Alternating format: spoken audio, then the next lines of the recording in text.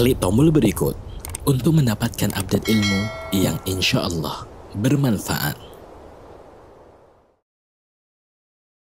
Dina Muhammadin wa ala alihi wa sahbihi ajma'in. Qala Allah Ta'ala fil Qur'anil Azim wa huwa asdaqul qailin. A'udzu billahi minasyaitonir rajim. Bismillahirrahmanirrahim. Qul in kuntum tuhibbunallah fattabi'uni yuhibbukumullah wa yaghfir lakum dzunubakum wallahu ghafurur rahim. Shadaqallahul azim. Yang terhormat Al-Mukarram wal Muhtaram Ustadz Dr. Syafiq Riza Basalama MA Mata'anallahu fi kulli hayati, selaku pembicara dalam kajian Islam dengan tema Ayah Ibu Ajak Aku ke Surga. Yang kami hormati Ketua Pelaksana Harian Bapak Nur Khairuddin MBA beserta para kepala bagian Yayasan Muslim Bumi Serpong Damai dan PMPA. Yang kami hormati Kepala SMP Islam Al-Azhar Bumi Serpong Damai Bapak Dr. Andes Haji Dedi Hidayat beserta para wakil. Yang kami hormati Kepala Sekolah TK, SD, SMA Islam Al-Azhar Bumi Serpong Damai dan Kepala Sekolah SD SMP Al-Azhar BSD at Medland beserta para wakilnya. Yang kami hormati Ketua BKOMS SMP Islam Al-Azhar Bumi Serpong Damai Ibu Nining Trenggono beserta jajarannya. Yang kami hormati Bapak Ibu Dewan Guru SMP Islam Al-Azhar Bumi Serpong Damai, dan yang kami banggakan seluruh hadirin yang insya Allah kita semua senantiasa dimuliakan oleh Allah Subhanahu wa Ta'ala. Sebelum kita mulai pengajian pada pagi hari ini, izinkan saya untuk membacakan susunan acara. Acara yang pertama yaitu pembukaan. Marilah kita buka kajian pada pagi hari ini dengan membaca suratul Fatihah. Semoga apa yang kita laksanakan pada hari ini mendapatkan ridho Allah Subhanahu wa Ta'ala. Ala hadhihi niyah wa ala kulli niyatin salihah wa ila habibil Mustafa Muhammadin sallallahu alaihi wasallam. Al-Fatihah.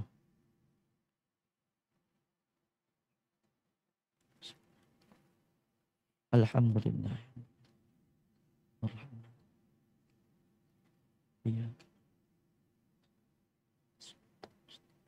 Siratal ladzina an'amta ghairil maghdubi.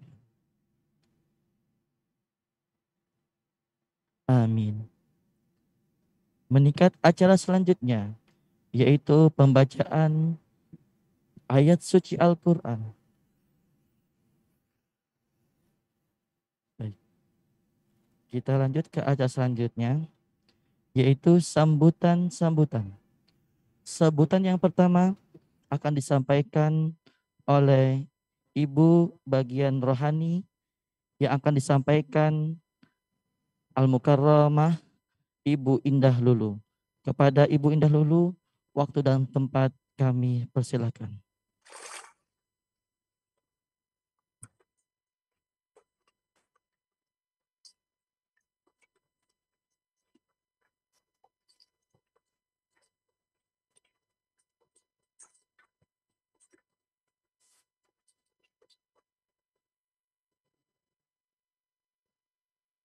Bismillahirrahmanirrahim. Assalamualaikum warahmatullahi wabarakatuh. Alhamdulillahirabbil alamin. Wassalatu wassalamu ala asrofil anbiya wal mursalin wa ala alihi washabihi ajmain, amma ba'du. Yang dimuliakan dan dirahmati Allah, Ustadz Syafiq Riza Basalama, yang terhormat Bapak Ketua Pelaksana Harian Sekolah SMP Islam Al-Azhar Bumi Serpong Damai, kepada yang terhormat Kepala Sekolah Dr. Andes Haji Dedi Hidayat,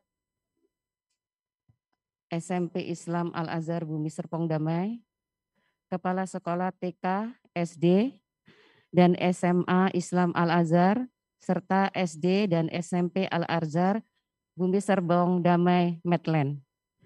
Yang terhormat Ketua Majelis Ibu Rani, yang terhormat Ketua Bekom SMP Ibu Nining beserta jajarannya. Marilah terlebih dahulu kita panjatkan puji syukur kehadirat Allah Subhanahu wa Ta'ala yang telah melimpahkan rahmatnya kepada kita, sehingga pada pagi yang cerah ini kita dapat berkumpul untuk melaksanakan acara Takblik Akbar. Yang pertama, kami ucapkan selamat datang dan terima kasih kepada seluruh jamaah yang telah hadir berpartisipasi dalam pertemuan Zoom ini. Takblik Akbar yang kami selenggarakan ini merupakan program tahunan unit rohani Bekom SMP Islam Al-Azhar Bumi Serpong Damai. Program ini bertujuan untuk menjaga, meneguhkan, serta meningkatkan keimanan dan ketakwaan kita semuanya. Semoga apa yang nanti disampaikan oleh Ustadz kita bisa menambah ilmu kita dan membawa manfaat yang besar dalam kehidupan kita. Sekian dari saya. Mohon maaf jika dalam penyelenggaraan acara kali ini ada hal-hal yang kurang berkenan. Wassalamualaikum warahmatullahi wabarakatuh.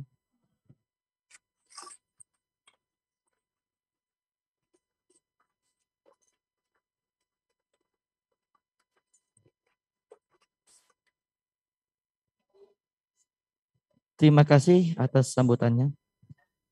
Sambutan kedua yang akan disampaikan oleh Kepala SMP Islam Al-Azhar Bumi Serpong Damai kepada Al-Mukarram Al-Muhtaram Bapak Dr. Andes Haji Dedi Hidayat. Waktu dan tempat kami persilakan.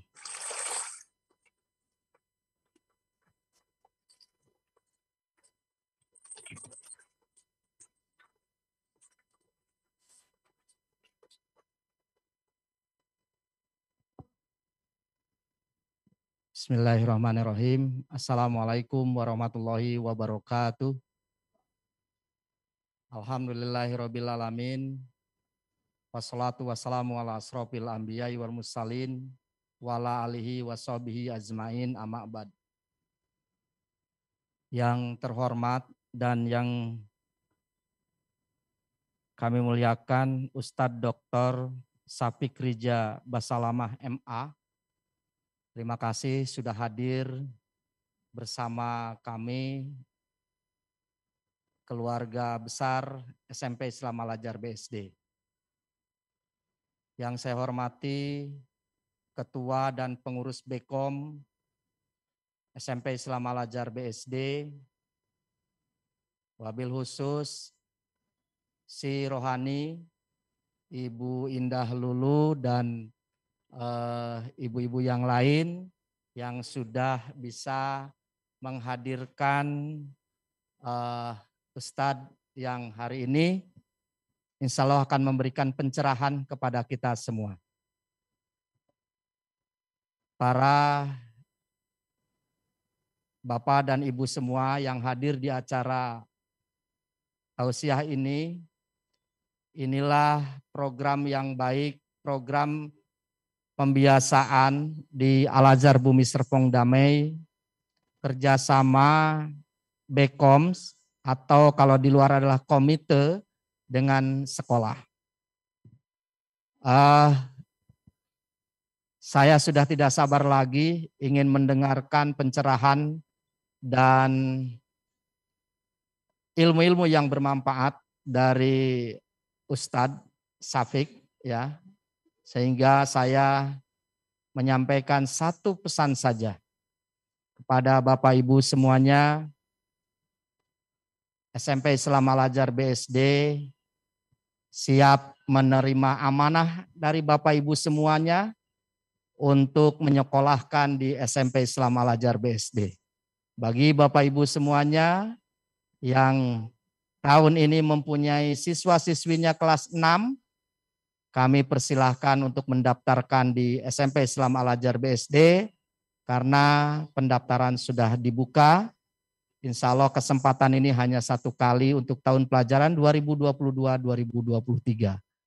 Sekali lagi saya mengucapkan terima kasih kepada BPH Bekom, Si Rohani, dan pengurus Bekom yang lainnya yang sudah luar biasa merencanakan persiapan acara tablik akbar ini. Terima kasih. Wabillahi taufiq wal hidayah. Assalamualaikum warahmatullahi wabarakatuh. Waalaikumsalam warahmatullahi wabarakatuh.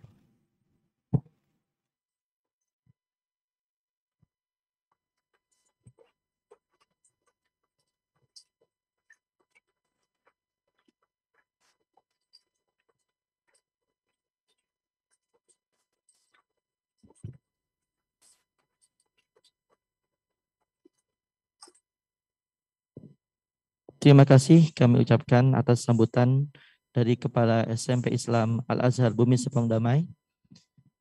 Sebelum kita meranjak ke acara selanjutnya, kami umumkan selamat datang dan bergabung kepada seluruh peserta kajian Islami pada hari ini yang kurang lebih berjumlah 500 partisipan. Ya, kita luruskan niat. Semoga apa yang kita niatkan pada hari ini mendapatkan ridho daripada Allah Subhanahu wa Ta'ala. Baik, acara selanjutnya yaitu acara yang kita sangat tunggu, yaitu tausiah kajian Islami yang akan disampaikan oleh Al-Mukarram Al-Muhtaram Ustadz Dr. Syafiq Riza Basalama MA. Kepada beliau, falyatafaddal mashkura. Jazakumullah khairan. Assalamualaikum warahmatullahi wabarakatuh.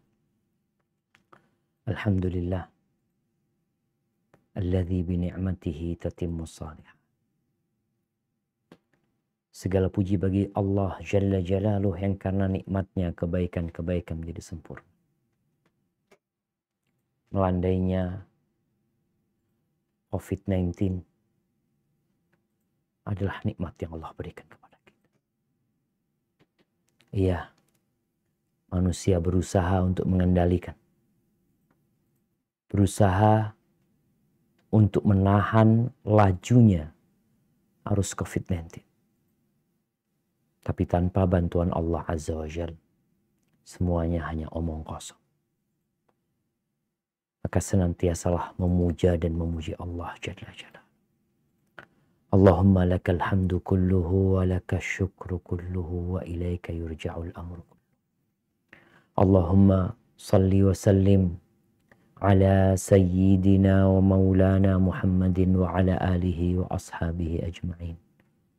Amma ba'd, ahibati fillah, yang saya hormati semua pengurus dan yang saya muliakan semua yang hadir pada kajian kita kali ini. Semoga kita datang di tempat ini seperti lebah. Dan mukmin itu kata Nabi SAW kan nahlah. Kita tahu lebah, dia terbang baik ke tempat yang dekat atau yang jauh untuk mengambil yang terindah, membawa pulang yang terbaik tanpa merusak yang pernah dia tempati. Ingat, orang tua itu ingin membahagiakan anak-anak. Semuanya. Nggak ada orang tua yang ingin menyengsarakan anak. Karena sejatinya itu adalah naluri yang sudah tertanam di dalam jiwanya. Sehingga orang tua itu siap berkorban demi anak. Yang bapak bekerja, merantau, meninggalkan negerinya. Yang ibu, dia harus berusaha menahan diri. Mungkin dia ingin keluar rumah, Mungkin dia ingin berjumpa dengan kawan-kawannya, bertamasya, bersenang-senang, tapi dia tahu, aku punya anak. Aku ingin anak-anakku sukses dan berbahagia. Sehingga kita sering mendapatkan berita yang menyedihkan dan menyenangkan sekaligus. Seorang ayah yang berprofesi sebagai tukang becak, yang rela mengayuh becaknya di bawah terik matahari sehingga kulitnya menjadi gosong demi anaknya jadi sarjana. Kita akan melihat pemandangan yang begitu mencolok ya. Nih bapak kulitnya hitam dan sudah tua. Dan anaknya menjadi seorang sarjana. Dan tatkala anak-anak ingin melanjutkan sekolah, ada kawan di sini. Ketika anaknya lulus SD, dia tahu bapaknya itu nggak mampu. Dia ngomong sama ayahnya, ayah, biar anak bekerja ayah. Kata bapaknya, nggak usah nak, kamu sekolah. Bapak yang kerja. Selama bapak masih hidup dan bisa bekerja, kamu harus terus sekolah. Subhanallah. Kadang-kadang kita melihat ada yang merantau ke luar negeri menjadi TKI. Yang dia hanya bisa berjumpa dengan keluarga dan anaknya 2 tahun sekali. Dilakukan demi anak. Kenapa? Karena anak-anak ini perhiasan. Al-malu wal banun zinatul hayatid dunya. Harta dan anak itu perhiasan kehidupan dunia ini. Kebahagiaan mereka menjadi pelengkap kebahagiaan orang tua.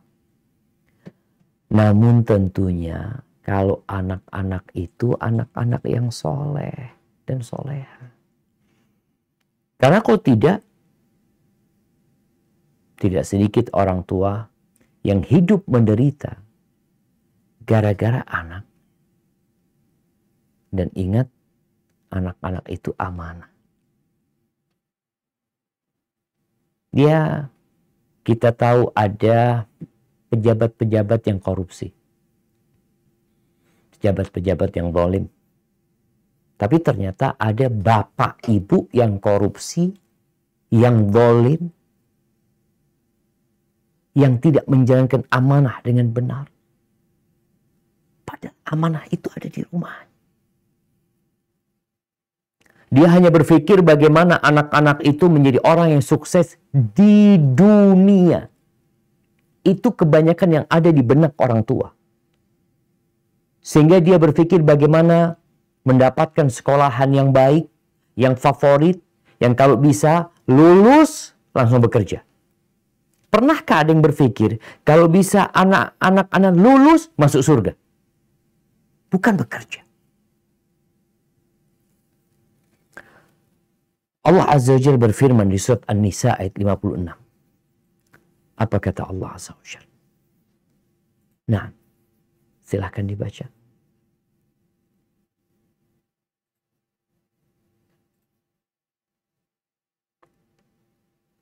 Ayat 58 Zubair.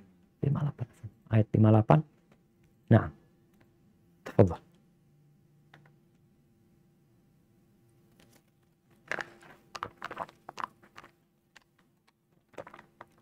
أعوذ بالله من الشيطان الرجيم بسم الله الرحمن الرحيم إن الله يأمركم أن تؤدوا الأمانات إلى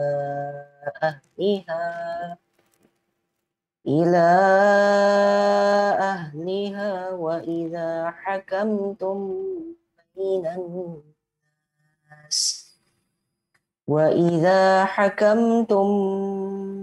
بين الناس أن تحكموا بالعدل Inna Allah ni'ma ya'idukum bih. Inna Allah kana sami'an basir.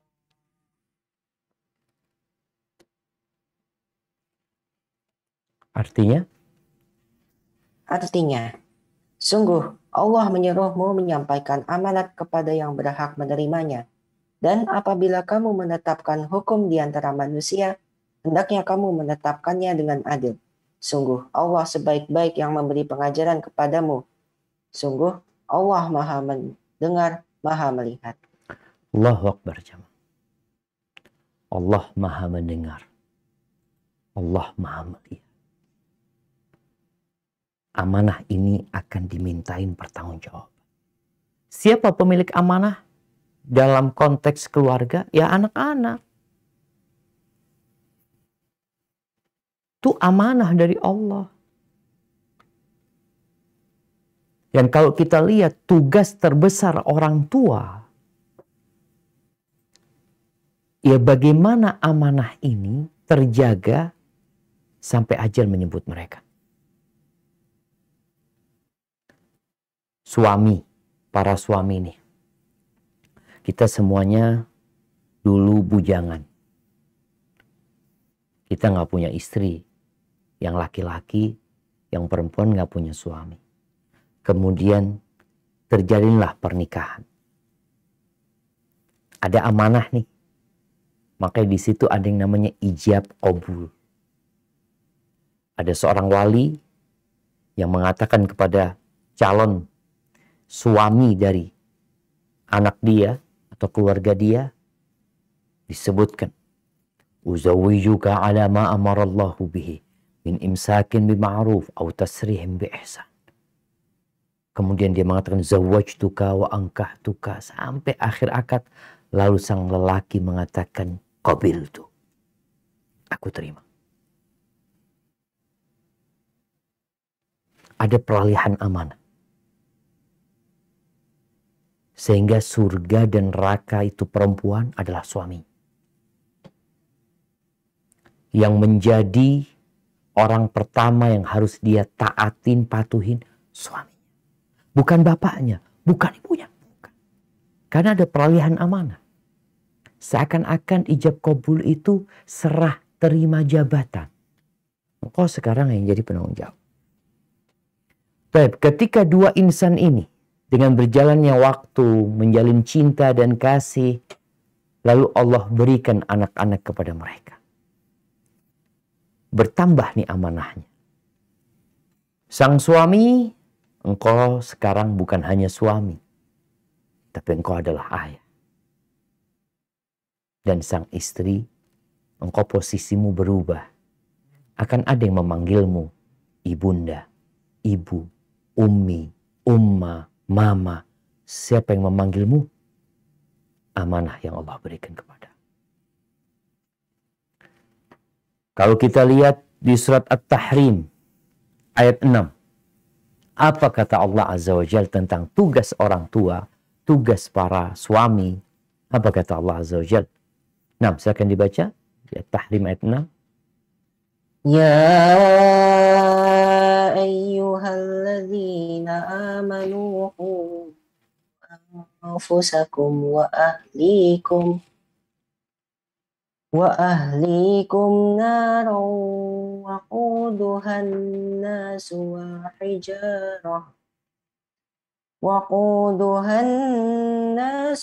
hijaratu 'alaiha malaikatun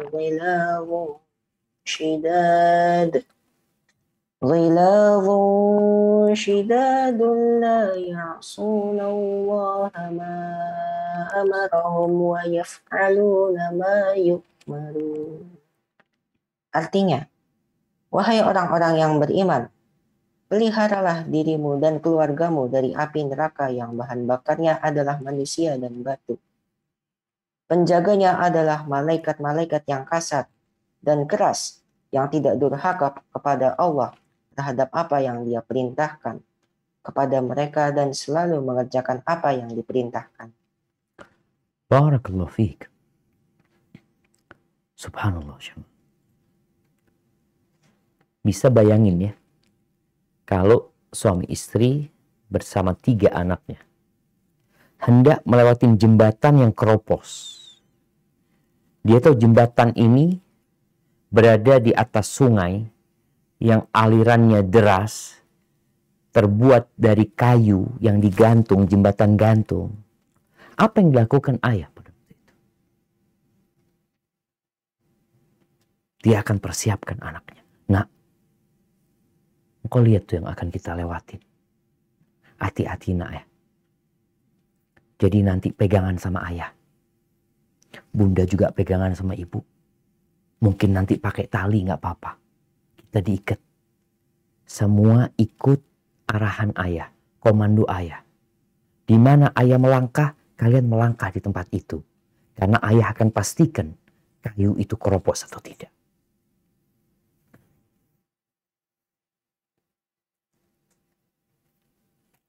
Itu kalau kita melewatin jembatan. Yang akan kita lewatin itu sirat yang berada di atas neraka jahanam. Yang itu lebih tipis daripada rambut. Lebih tajam daripada pedang. Diletakkan di atas neraka jahanam. Yang kata Allah Azza wa Jal, waji'a yawma idzin bi jahannam yawma idzi yatadhakkarul insan wa anna lahu dzikr. Kelak neraka jahanam itu akan didatangkan. Tatkala orang-orang berada di padang mahsyar, neraka itu tahu-tahu diseret. Siapa yang menyeret? Neraka jahanam itu memiliki 70.000 tali kekang. Ma'a kulli zimamin 70.000 malak yajurruna. Dengan setiap tali kekang itu ada 70.000 malaikat yang menyeretnya. Itu yang akan kita lewatin. Belum lagi di kanan kirinya, di kanan kiri jembatan yang akan kita lewatin bersama keluarga kita ini. Ada pengait-pengait. Orang ada yang jalan tahu-tahu dikait.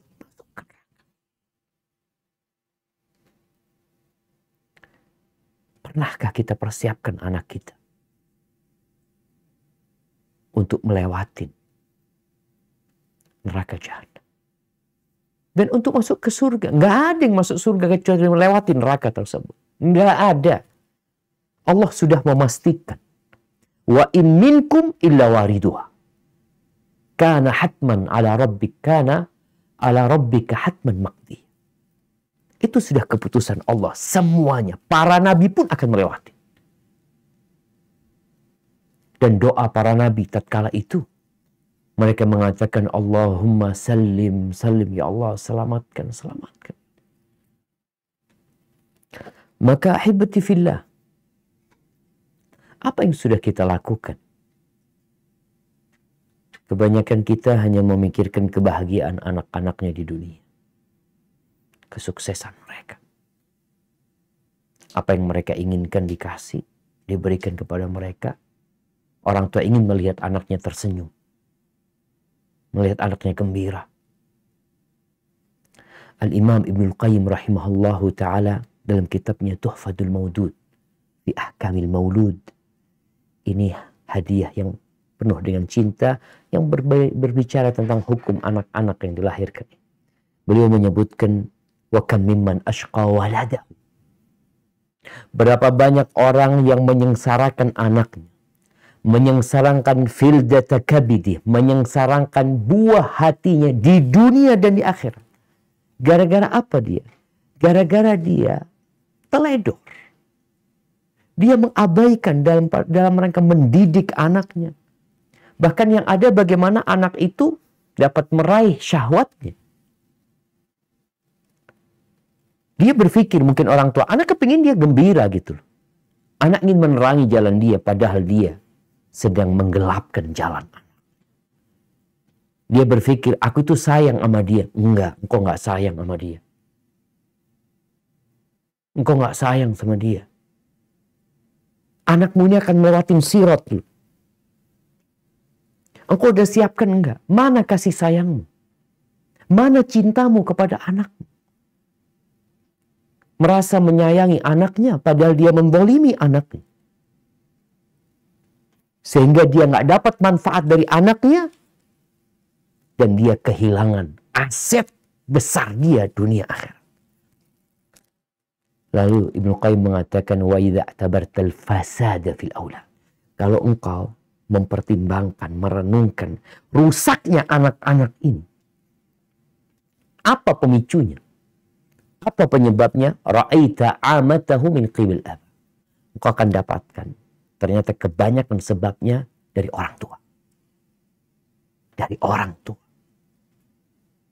Orang tua mengatakan, ini lingkungannya, ini temannya, ini sekolahnya. Engkau di mana? Engkau di mana? Tatkala melihat kawan-kawannya seperti itu. Tatkala melihat sekolahnya seperti itu. Engkau di mana? Ahibati fillah. Anak-anak tuh tahu dikasih cerita. Atau disetelkan video pendek tentang Raja Ampat. Atau tempat permainan Disneyland atau apa yang biasanya orang-orang pada berangkat ke sana. Setelah menonton itu, apa kata anaknya? Ayah, kapan kita ke sana? Kapan ayah bawa anak ke sana? Kita bareng-bareng ayah. Kapan kita berangkat ke sana? Padahal kesenangan itu hanya sementara dan sebentar.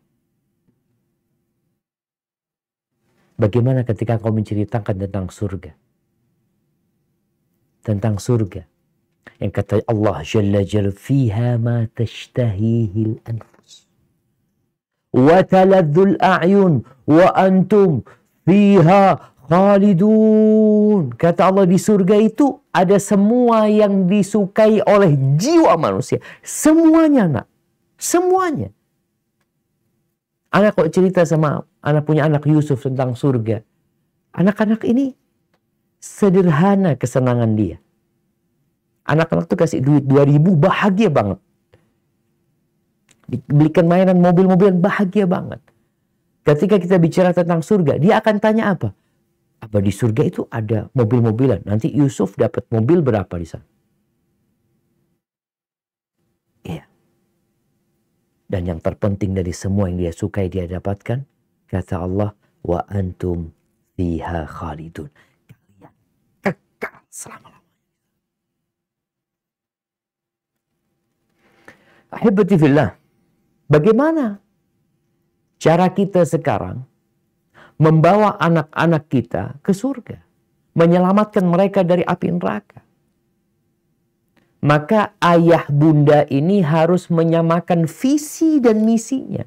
Benar nggak ini mau dibawa ke surga? Atau mau dibawa ke Amerika? Atau anak-anak mau dibawa berwisata? Maka orang tua, bapak, ibu harus menyamakan visi dan misinya. Kenapa?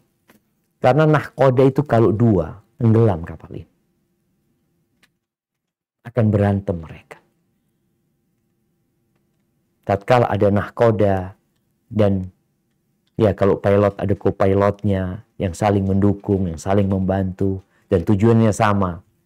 Kalau dari Jakarta, pesawat Garuda, mereka menyatakan kita mau kemana nih? Tujuan kita ke Jeddah, umroh. Bismillah. Kalau co-pilotnya mau ke Australia, pilotnya mau ke Jeddah, apa yang terjadi? Pilotnya tidur, dia balik arah ke Australia. Bangun lagi, kemana ini arahnya? Ribut, balik lagi ke Jeddah. Nanti lengah lagi, balikin sama dia. Dan itu yang terjadi dalam rumah tangga. Ketika ayah dan bunda ini tidak satu visi dan misi, yang satu mau membahagiakan anaknya dunia akhirat, yang satu hanya berpikir dunia saja, maka anak-anak jadi korban. Keluarga Nabi SAW pernah dalam satu perjalanan kehidupan Rasulullah SAW, istri-istri Nabi itu tergoda dengan dunia. Yang akhirnya membuat Nabi alaihissalam sebagai seorang suami harus meluruskan kembali tujuan.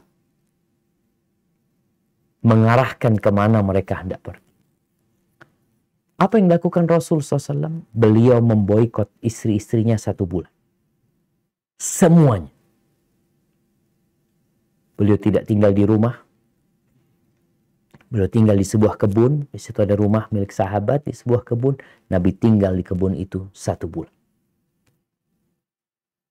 Setelah 1 bulan itu turun firman Allah di surat Al-Ahzab ayat 28 sampai 29.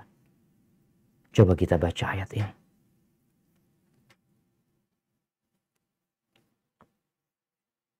Ya ayyuhan nabiyyu qul li azwajika in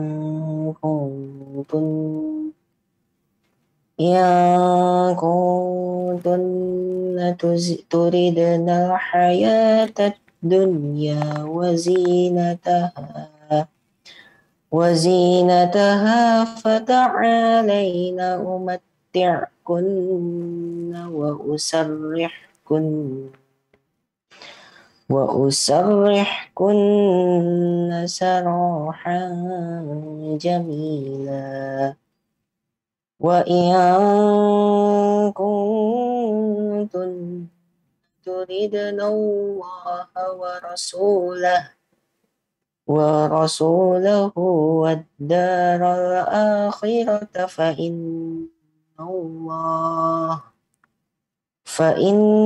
Allah a'adda lil muhsinati minkunna ajran 'azima.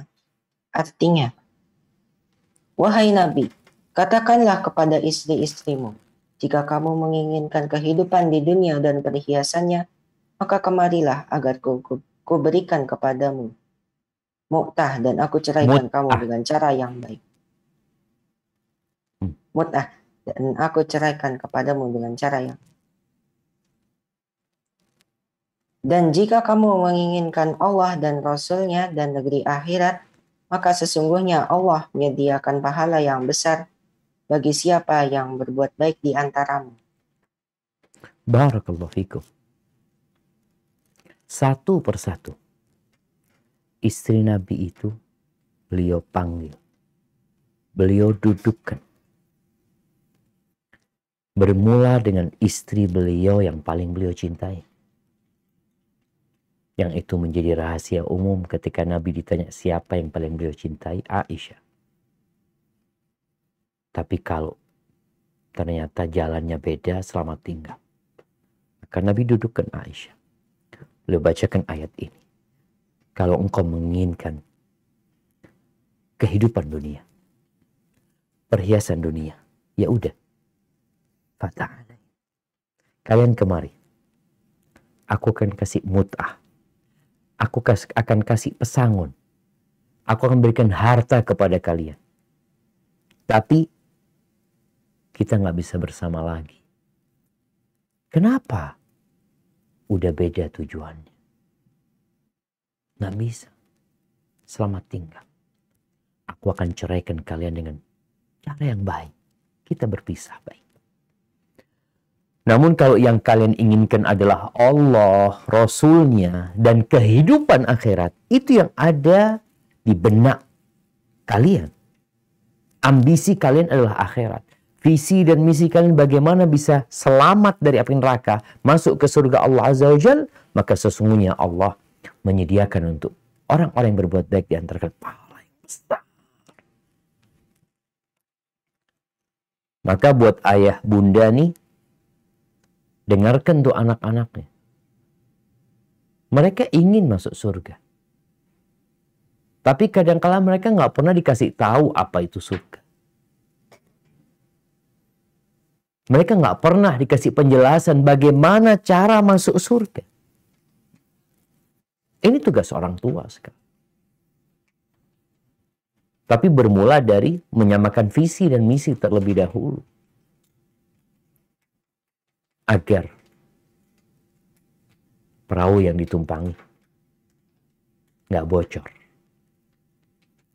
Karena ada kadangkala yang menggembosi, yang melobangi perahu tersebut, sehingga perahu tersebut tidak pernah sampai ke tujuan. Ahibati fillah, ada beberapa perkara yang perlu kita ya sama-sama mempersiapkan diri. Yang pertama, setelah menyamakan visi dan misi, yang kedua adalah ketahuilah bahwasanya mendidik anak-anak itu ibadah. Kita sedang beribadah kepada Allah. Mendidik anak-anak itu bekerja. Amal. Karena ada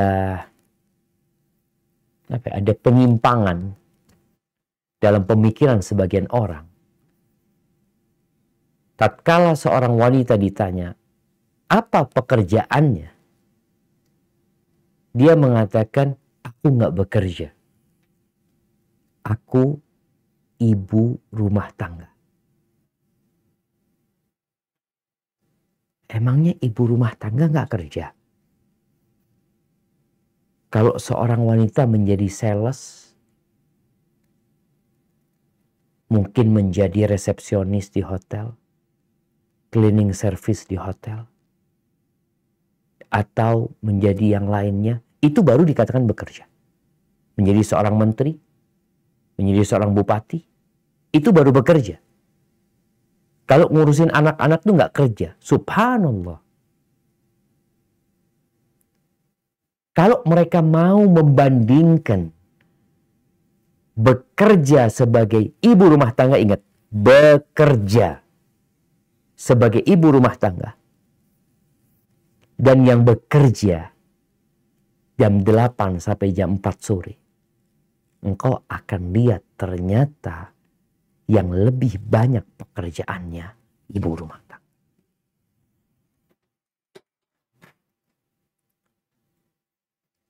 Dia itu all out bekerja tanpa jam kerja.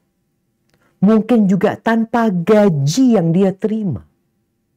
Tapi dia sedang beribadah. Dia sedang bekerja. Sehingga semua tetesan keringat seorang ibu yang berada di dalam rumah, yang mendidik anak-anaknya, semua tetesannya itu akan ada di timbangan kebaikan dia, insya Allah. Ketika dia melakukan itu lillahi ta'ala. Dan juga mendidik anak, ngajarin anak, itu termasuk dakwah. Kita kalau bicara dakwah nih, anak sekarang sedang berdakwah. Dakwah itu bisa fardu kifayah, bisa fardu ain. Ada dakwah yang fardu kifayah, artinya kalau sudah ada orang yang melakukannya, selesai, anak nggak punya kewajiban lagi gitu. Tapi ada fardu ain, yaitu kewajiban untuk setiap orang. Untuk orang tua, bapak, ibu, mendakwain anaknya, mendidik anaknya, mengajarkan kepada mereka tentang Allah dan Rasulnya, itu fardu ain. Itu kewajiban. Nggak ada istilah, oh anak cari duit doang. Engkau cari duit doang. Didik anak siapa? Ibunya. Udah benar engkau pilihkan seorang ibu. Benar. Abul Aswad Ad-Du'ali, dia pernah berkata kepada anak-anaknya. Dia mengatakan kepada anak-anaknya, ahsantu ilaikum sigaran wa kibaran wa qabla an tuladu. Ini ayah terus berjuang ya, mendidik kalian, berbuat baik kepada kalian. Ya sebelum, ketika kalian kecil, kalian udah besar juga ayah masih terus berusaha. Dan sebelum kalian lahir ke dunia ini, anak-anaknya bingung. Kalau ayah berbuat baik kepada kita, tatkala kita masih kecil, kita tahu, kita rasakan. Dan ketika kita sudah besar, ya sampai hari ini kita masih merasakan kebaikan ayah. Tapi gimana ayah dapat berbuat baik kepada kita, sedangkan kita belum ada? Gimana kebaikan itu, gimana maksud? Apa kata ayahnya? Ikhtartu lakum umman la tu'ayyaruna biha. Aku pilihkan buat kalian seorang ibunda yang kalian tidak akan dicela dengan dia. Ya. Ibadah masalahnya. Ibu itu madrasah pertama. Tapi peran ayahnya di sini peran utama untuk mendapatkan ibu yang seperti itu. Dan kalau bicara pahala, mendidik anak, membesarkan anak, mengajarin anak, subhanallah. Rasul SAW pernah bersabda, la ayyahdiyallahu bika rajulan wahidan khairun laka min humrin. Allah memberikan hidayah kepada seseorang lewat jalanmu. Satu orang aja lewat jalanmu. Itu lebih baik daripada harta yang paling mulia.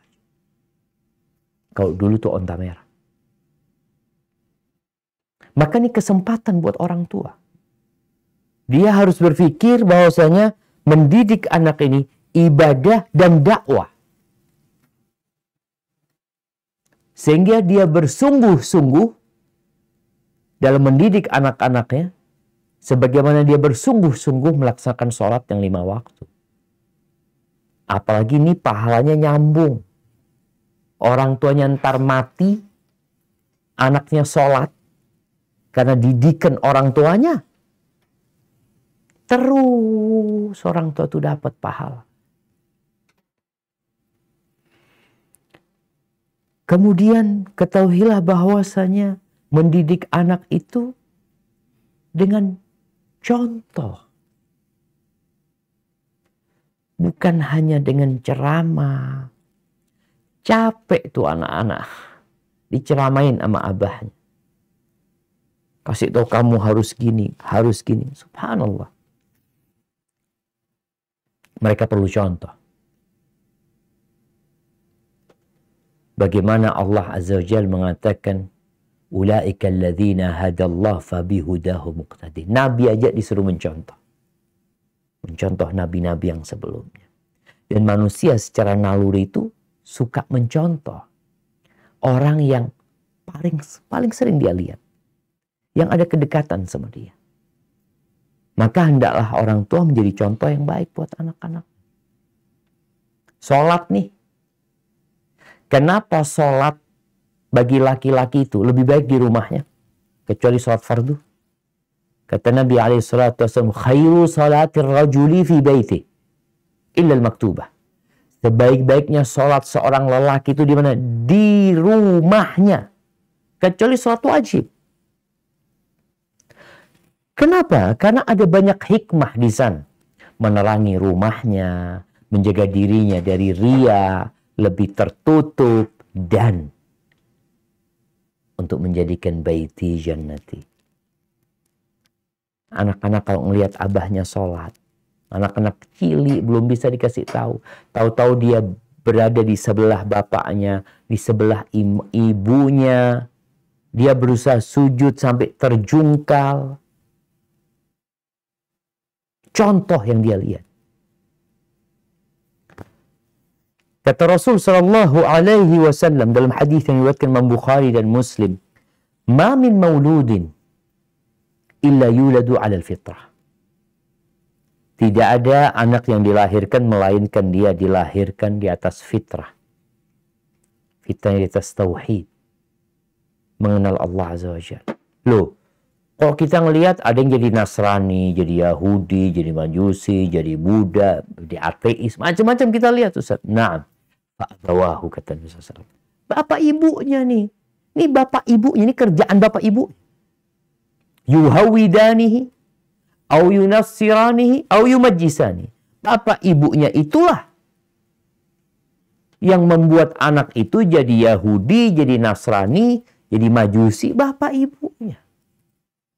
Anak itu ketika ngelihat orang tuanya melakukan ritual, biasanya dia akan ikut.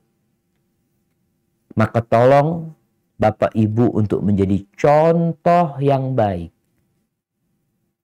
dalam urusan keyakinan, dalam urusan ibadah, dalam urusan adab dan perilaku. Anak-anak kalau sering dengar bapaknya marah kemudian mengeluarkan ucapan yang kotor, hal itu akan terekam. Ya. Nanti dia akan keluarkan. Kemudian perlu adanya perencanaan. Kalau bicara ingin masuk surga, ya perlu direncanakan. Bagaimana kita mengkondisikan rumah.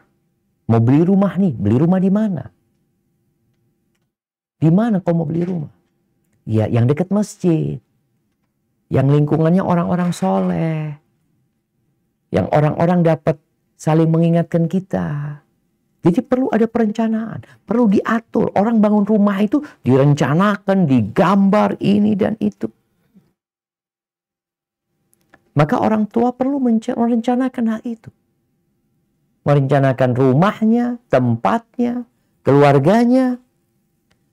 Soalnya kalau kita tidak merencanakan hal itu, ya akhirnya anak kita nih jadi apa nanti? Memilih sekolah, itu direncanakan. Banyak sekolah Islam. Tapi orang tua kan ingin yang terbaik. Maka dia perlu lihat, kalau sekolah di sini jadi apa tuh anaknya? Hafalan Qur'annya berapa? Terus karakternya gimana nantinya? Orang tua merencanakan, tapi biasanya urusan dunia. Tadi yang disebutkan di awal, bagaimana nih anak lulus langsung bekerja. Ada itu pemikiran. Boleh aja.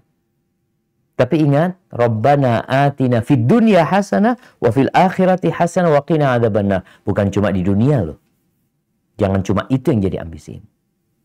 Jadi perencanaan ini dalam rangka ya menjadikan anak-anak itu terkondisikan. Kita juga harus mengkondisikan rumah kita.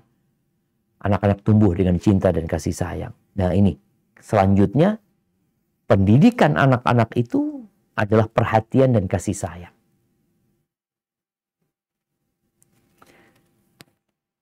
Nabi SAW, gimana sayangnya sama anak-anaknya, sama cucunya.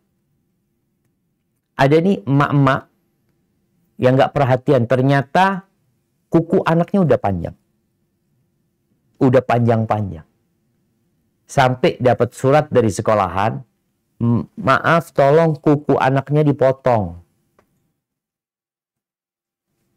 Masalahnya di mana? Orang tuanya. Melihat kadangkala pakaian anaknya ini belum disetrika. Kotor. Ada orang tua yang gak peduli gitu loh.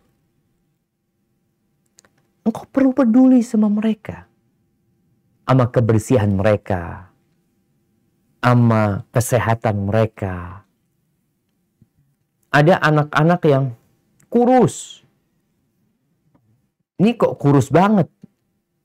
Bapaknya Masya Allah gede-gede. Kenapa itu terjadi? Kita lihat Nabi SAW. Bagaimana beliau itu peduli banget sama Hasan dan Husain. Ini udah cucu. Ya memang kadang-kala cucu itu lebih berat daripada anak sendiri. Karena anaknya udah gede sebenarnya. Bagaimana Nabi SAW membacakan ruqyah kepada anaknya.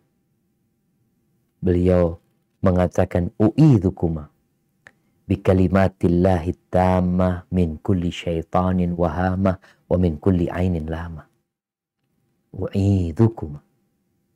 Aku meminta perlindungan untuk kalian berdua dengan kalimat-kalimat Allah yang maha sempurna dari kejahatan setan dan binatang-binatang dan dari kejahatan semua mata yang mencela.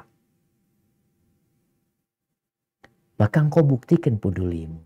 Mau tidur, yuk nak baca ayat kursi. Dicium anaknya, disayang anaknya. Bacain qul huwallahu ahad, qul a'udzu falaq, qul a'udzu nas 3 kali. Engkau baca kemudian engkau usapkan kepada tubuhmu. Tuh anak ikut. Ikut tuh anak. Masya Allah, kita lihat bagaimana orang tua sebelum tidur dulu cerita. Masya Allah, anak punya ibu. Biasanya kalau anak mau tidur, dia cerita ini dan itu. Jadi agar connect kita sama anak. Bukan malah jauh sama anak. Ahibati fillah. Sebelum anak-anak kita hilang, mereka nanti akan pergi. Karena kalau bapak ibunya, ketika anak-anak tuh mau dekat sama bapaknya, mau dekat sama ibunya, sang bapak sibuk. Sang ibu juga sibuk. Suatu saat dengan bertambahnya umur, nih anak punya kawan. Dia punya komunitas. Dia punya teman-teman curhat. Dan tatkala itu engkau akan kehilangan anak. Pergi dia sudah. Tatkala orang tua sudah mulai tua, mulai sudah sepuh, dia kepingin dekat sama anaknya, kata anaknya, afwan ayah, anak ada janji. Afwan ayah, anak mau ketemu fulan. Afwan ayah, kemana ayah? Engkau kok kayaknya gak mau hormatin ayah. Mungkin sang anak akan mengatakan, kemana ayah ketika anak butuh sama ayah? Ketika anak perlu pelukan ayah. Ketika anak perlu kasih sayang ayah. Ketika anak ingin ngobrol sama ayah. Ketika anak ingin duduk makan bersama ayah. Ayah kemana? Ibunda kemana selama ini? Maka para orang tua jangan hanya sibuk bekerja. Dan engkau berdalih, oh demi anak-anak ini. Anak-anak membutuhkan sesuatu yang lain. Bagaimana Nabi SAW menciumi anak-anak itu. Beliau cium dengan penuh kasih sayang. Datang orang Badui melihat seperti itu, lalu dia mengatakan, atuqabbiluna sibyanakum. Oh, kalian ini mencium anak-anak kalian. Dia memandang hal itu hal yang nggak seharusnya gitu dilakukan. Seorang laki-laki itu harus menjaga wibawanya. Lalu Aqra bin Habis mengatakan, aku tuh punya 10 anak. Satu pun nggak ada yang aku cium. Kata Nabi SAW, apa yang bisa aku lakukan? Mungkin Allah sudah mencabut kasih sayang dari diri. Maka sekarang Anda lihat ada gadget yang membuat orang tua kurang peduli sama anak. Dia punya kegiatan sibuk, anak ini kasih gadget sana pergi. Dia punya kesibukan. Padahal mereka butuh kita. Bagaimana Rasul Sallallahu Alaihi Wasallam di dalam rumahnya bersama anaknya yang udah gede, anaknya udah gede, udah menikah. Kasih sayang itu tetap ada, tetap harus hadir. Beliau benar-benar menciptakan suasana rumah itu yang penuh dengan kehangatan. Beliau makan bersama mereka. Aisyah radhiyallahu taala anha dalam hadis riwayatkan Imam Hakim, Aisyah mengatakan, "Ma ra'aitu ahadan kana ashbah kalaman wa hadithan min Fatimah bi Rasulullah SAW." Aku nggak pernah melihat seorang yang lebih mirip gaya ngomongnya, gaya bicaranya, yang lebih mirip dengan Nabi SAW daripada Fatimah, putri Nabi SAW. Wa kanat idza dakhalat alaihi rahaba biha wa qama ilaiha. Kalau Fatimah datang ke rumah Nabi SAW, itu Nabi menyambut putrinya ini. Beliau berdiri. Fa'akhadha biyadiha, diambil tangannya, dicium ini Fatimah, didudukkan di tempat duduknya.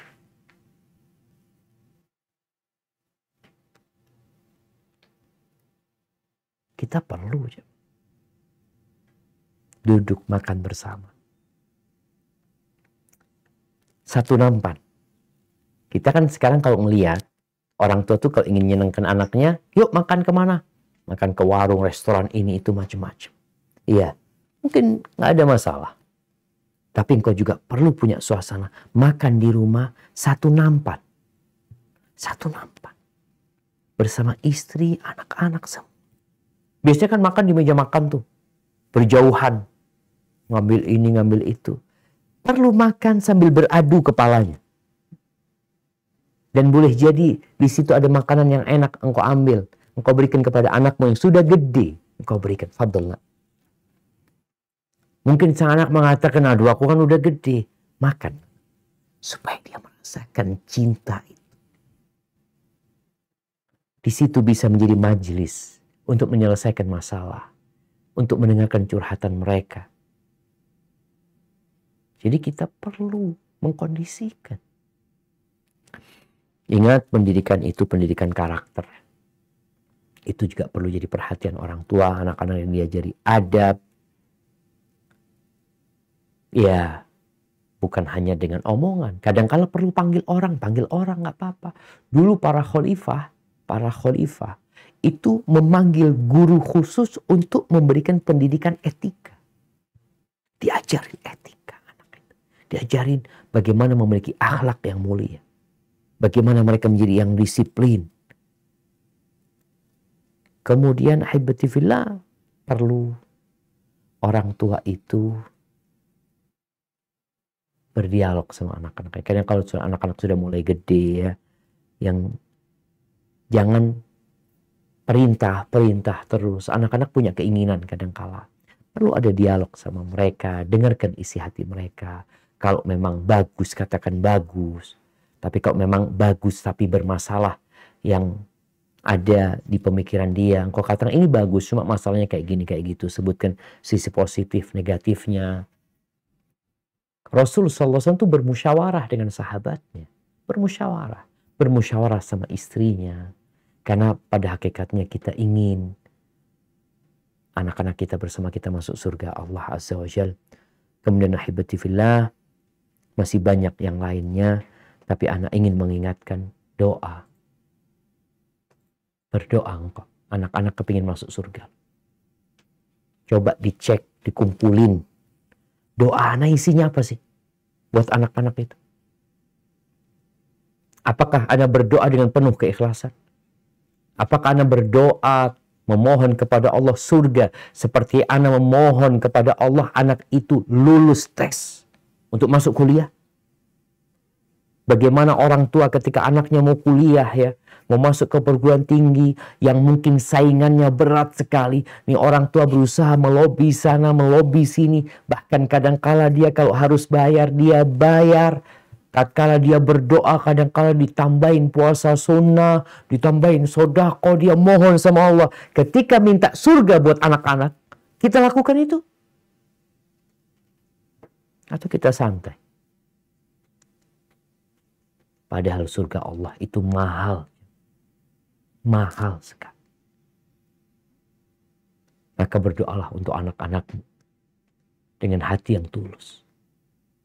Baca doa Rabbana. Seperti doa orang-orang yang soleh di surat Al-Furqan. Hablana min azwajina wa dhurriyatina qurrata a'yun waj'alna lil muttaqina imam. Waj'alna lil muttaqin. Jadikan kami imam, pemimpin. Pemimpin apa? Pemimpin perusahaan? Pemimpin kota? Pemimpinnya orang-orang yang bertakwa.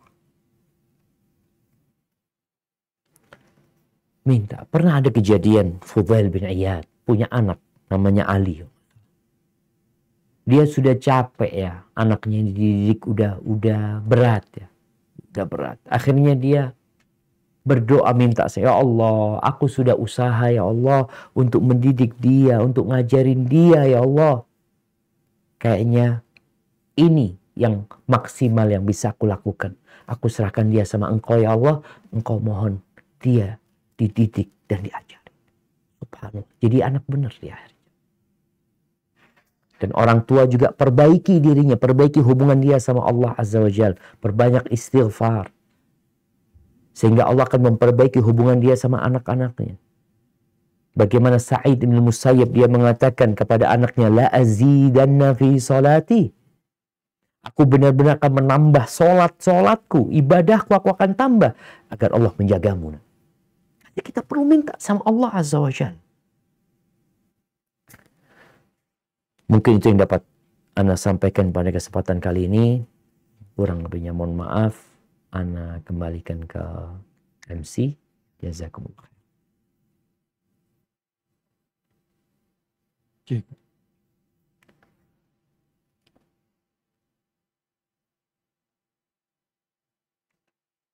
Alhamdulillah, telah kita dengarkan bersama tausiah atau kajian Islami yang telah disampaikan oleh Al-Mukarram Ustadz Dr. Syafiq Rizabah Salama MA, yang sungguh sangat penting untuk kita ketahui dengan tema Ayah Ibu Ajak Aku ke Surga.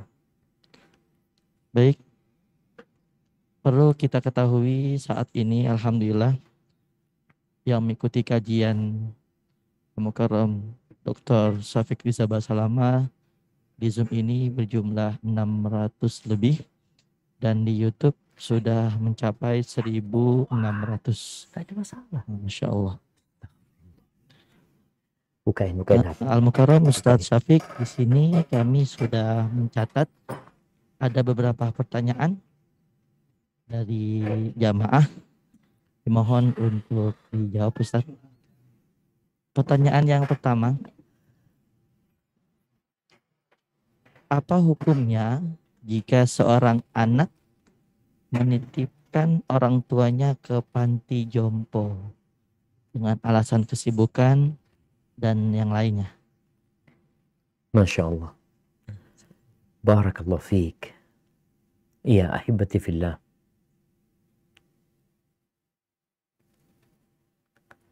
Panti jompo itu bagus. Panti jompo itu harus ada. Untuk siapa? Untuk orang-orang tua yang gak punya anak. Ada orang tua yang gak punya anak, sehingga ya gimana dia mau hidup. Tapi kalau punya anak, Allah itu berpesan kepada anak ini.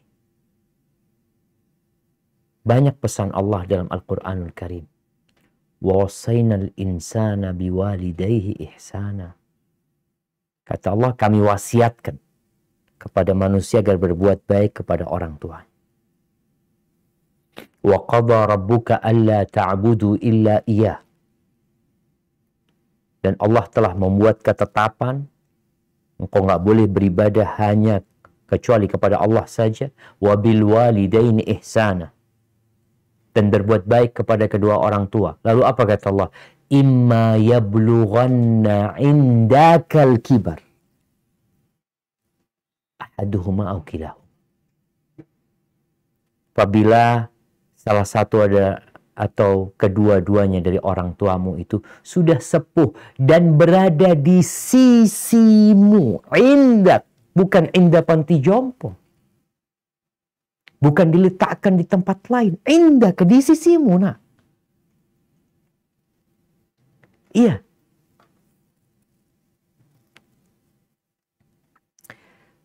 Satu ibu itu bisa merawat 10 anaknya.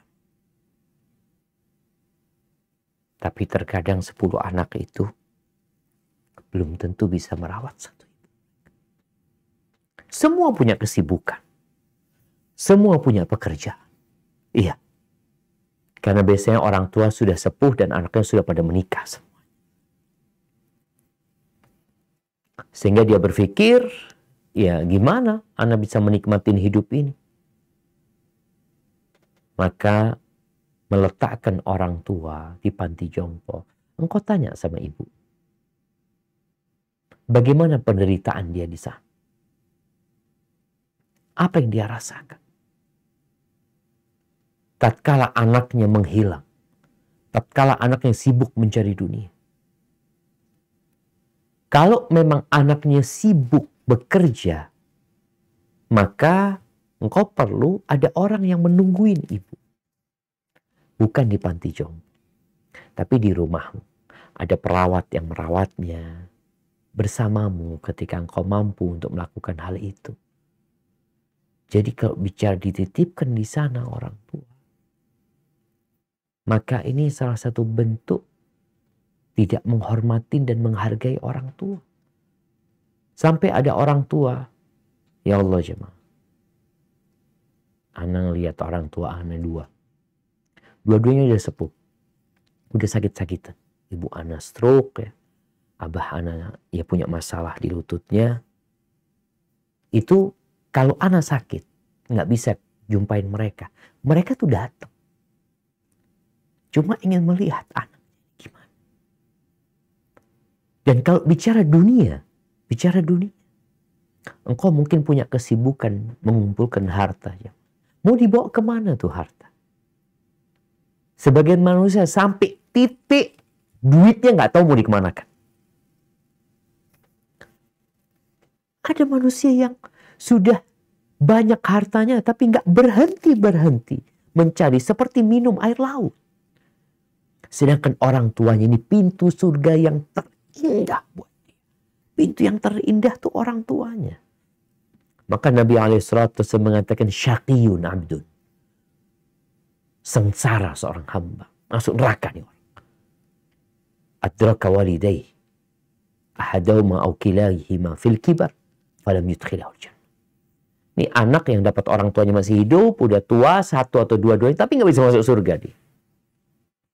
Maka hendaklah para istri kalau mendapatin suaminya punya orang tua yang sudah sepuh, hendaklah dia mendukung suaminya. Kalau bicara urusan kenikmatan dunia, sebentar kenikmatan dunia. Kelelahanmu membantu suami merawat orang tuanya, insya Allah mengantarkanmu kepada fid dunya hasanah wa fil akhirati hasanah. Barakallahu fiqna. Jazakallah khair Ustaz Syafiq Liza Basalamah. Masya Allah Ustaz, saya teringat orang tua saya. Sedikit air mata saya mengalir saat penjelasan tadi. Pertanyaan selanjutnya, jika yang sudah Ustaz sampaikan bahwasanya anak adalah aset akhirat yang dapat membahagiakan kedua orang tuanya baik di dunia maupun saat nanti kita semua kembali kepada Allah Subhanahu wa taala. Pertanyaannya, Mahibati fillah.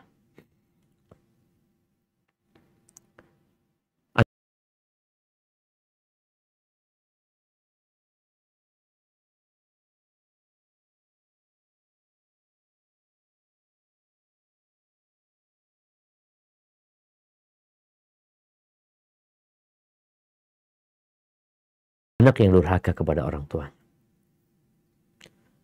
maka nanti perlu ada persidangan. Dan akan ada persidangan nanti pada hari kiamat. Tadi kita membacakan ucapan Ibnul Qayyim. Bahwa kebanyakan penyebab rusaknya anak, itu orang tua. Ketika anak ini durhaka, dan orang tua menjadi penyebabnya, gimana anak itu akan memberikan syafaat kepada orang tua untuk masuk surga? Anaknya ini nggak benar nih. Anaknya ini durhaka. Dipanggil anaknya.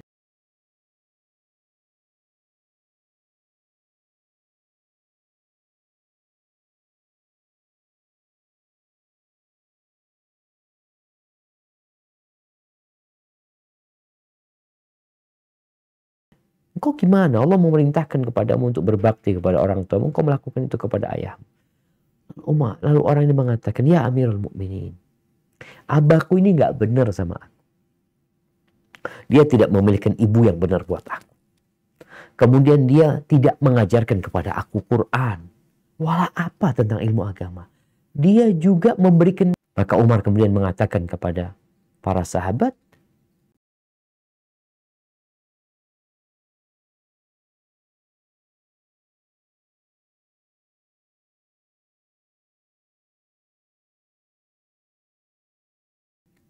pada orang-orang yang hadir di sana, birru abna'akum tabirrukum abna'ukum. Kalian hendaklah berbuat baik kepada anak-anak kalian. Anak-anak kalian insya Allah berbakti sama kalian. Jadi anak-anak yang durhaka apakah akan memberikan syafaat kepada orang tuanya? Dia nggak memikirkan dirinya masuk surga. Mungkin dia masuk neraka. Di sini boleh jadi dia menyeret orang tuanya ke dalam neraka. Anak-anak yang soleh, Masya Allah, itulah yang akan memberikan syafaat kepada orang tua. Sehingga Nabi SAW ketika menyebutkan manusia kalau meninggal dunia terputus amalannya kecuali 3. Ilmu yang bermanfaat, yakni orang tua kalau punya ilmu yang bermanfaat yang diajarkan kepada anaknya, dapat tuh orang tua. Dia mungkin bukan ustadz, dia mungkin bukan guru, tapi dia ngajarin anaknya baca alif, ba, ta, tha. Itu masuk kepada rekeningnya orang tua. Karena dia yang ngajarin.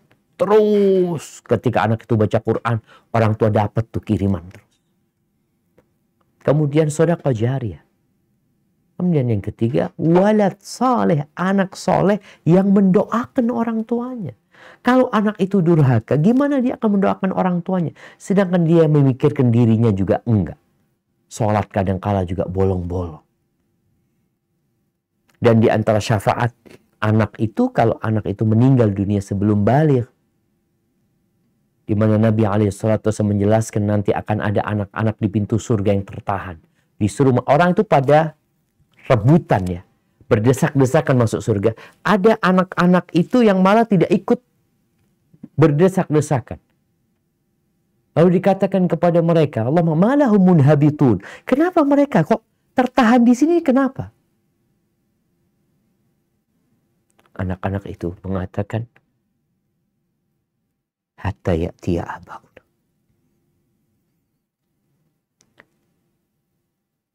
Kami akan menanti di sini sampai orang tua kami datang. Itu syafaat buat anak-anak yang meninggal dunia sebelum balik. Maka ini kabar gembira buat orang tua yang punya anak bayi meninggal, belum balik meninggal, sabar. Ridha sama ketentuan Allah. Supaya anak itu bisa memberikan syafaat kepada dia. Barakallahu fiik.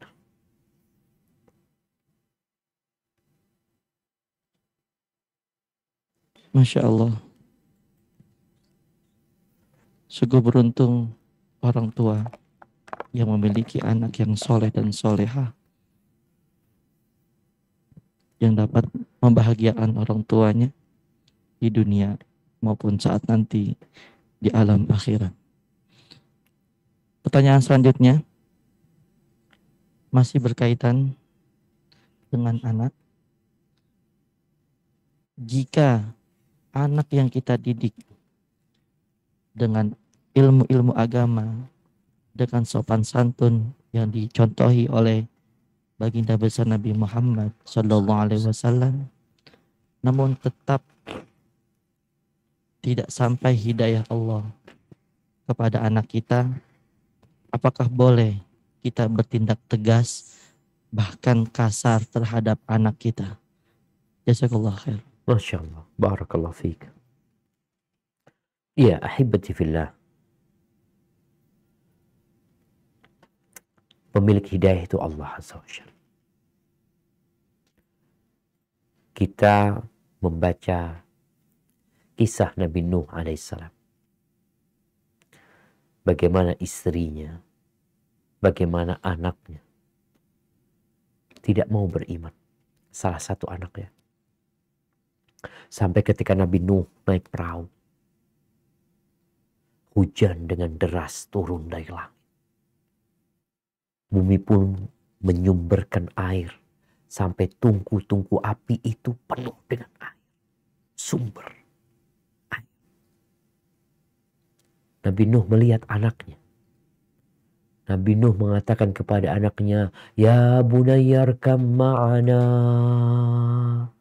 wa la takun ma'al kafirin." Ananda, anakku, kata Nabi Nuh. Wahai anakku, ayo engkau naik sama kami. Naik, nak. Jangan gabung sama orang-orang kafir. Apa kata anaknya? Sa'awi ila jabalin ya'simuni minal ma. Aku akan mendaki gunung yang menyelamatkan aku dari air. Katanya, la asimal yawmi amri. Gak ada nak yang selamat. Gak ada yang selamat dari urusan Allah. Akhirnya anaknya tenggelam. Baik. Tugas orang tua memang harus maksimal ya. Karena bicara amanah, kita harus maksimal. Apakah boleh kita memukul anak kita? Bertindak tegas kepada mereka? Nah. Rasul SAW mengatakan, Muru awladakum bis salah li sab'in. Suruh anak kalian mendirikan sholat ketika mereka umur 7 tahun. Itu disuruh sholat. Wadribuhum alaiha li ashrin. Pukul mereka kalau 10 tahun nggak sholat dipukul.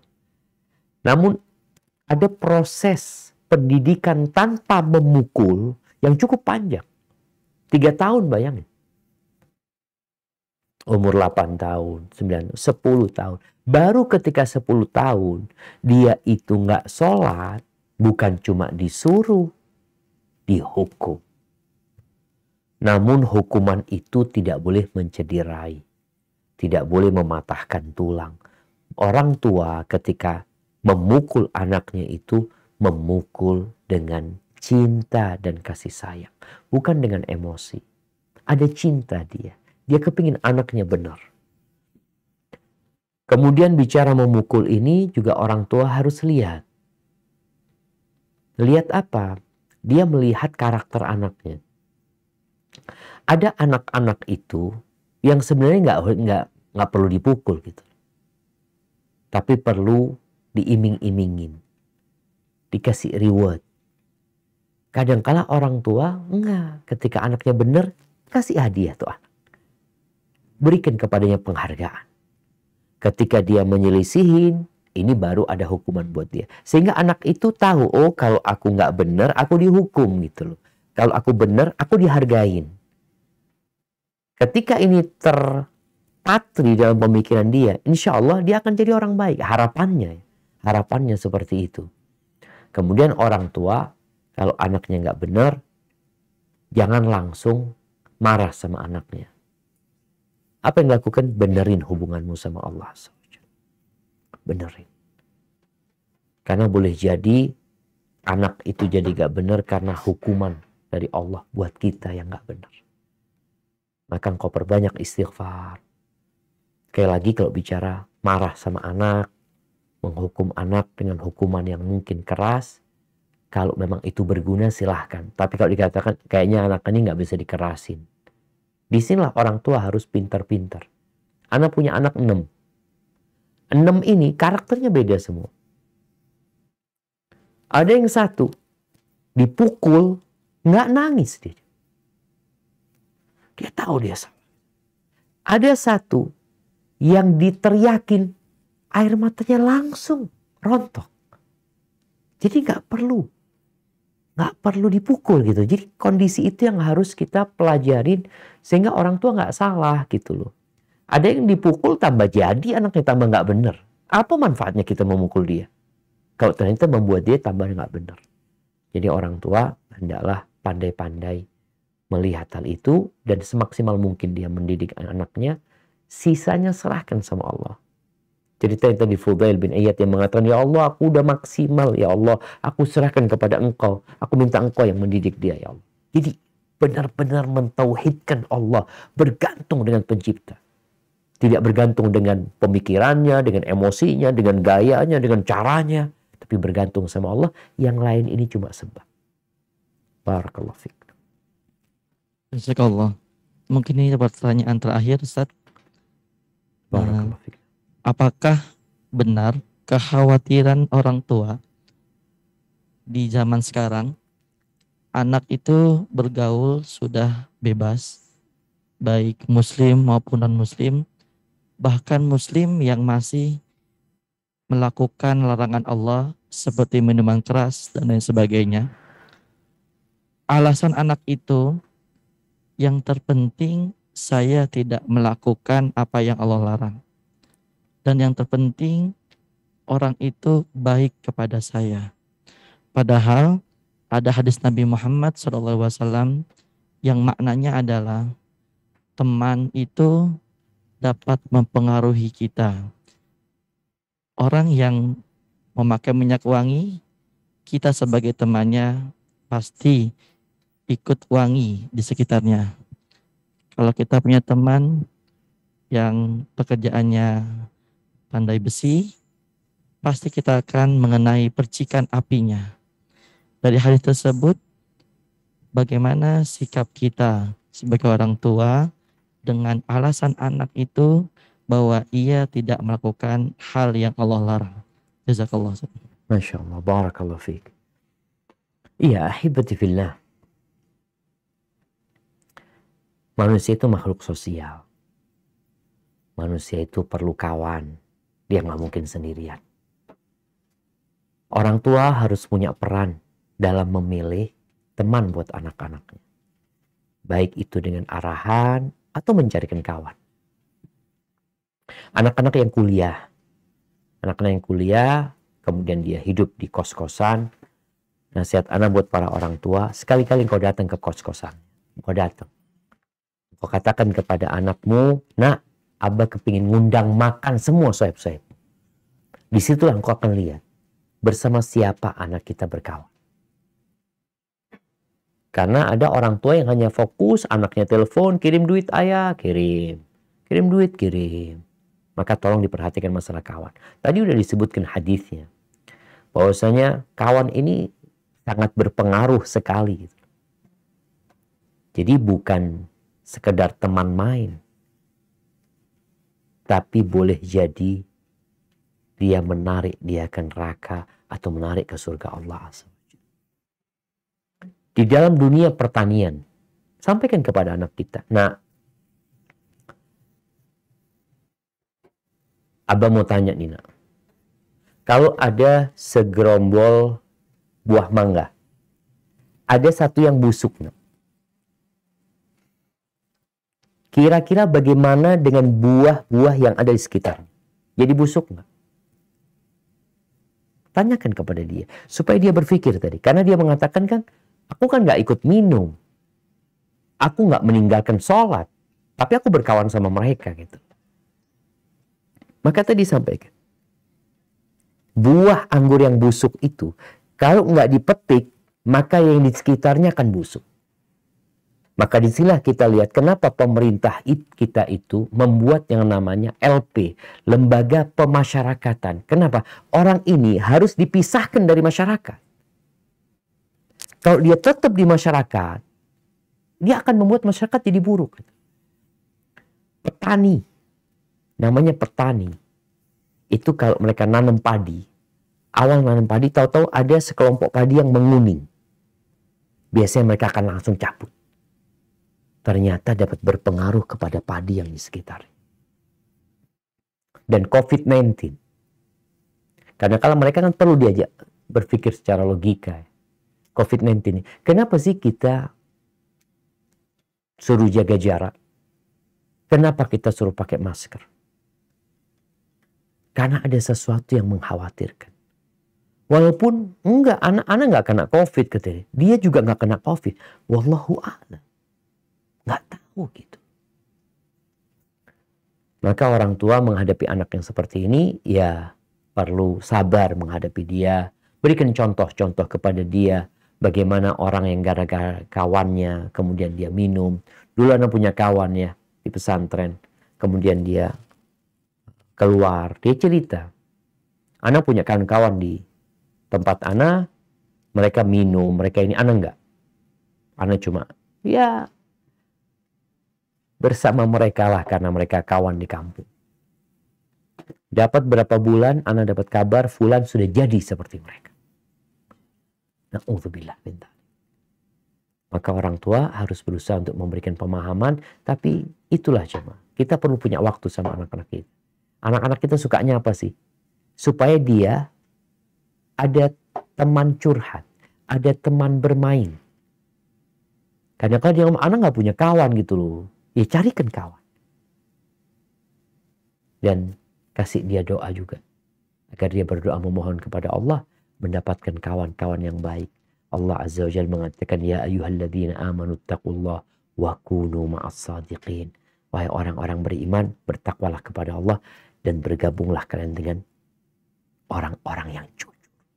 Karena kawan-kawan yang baik itu akan memberikan syafaat juga pada hari kiamat.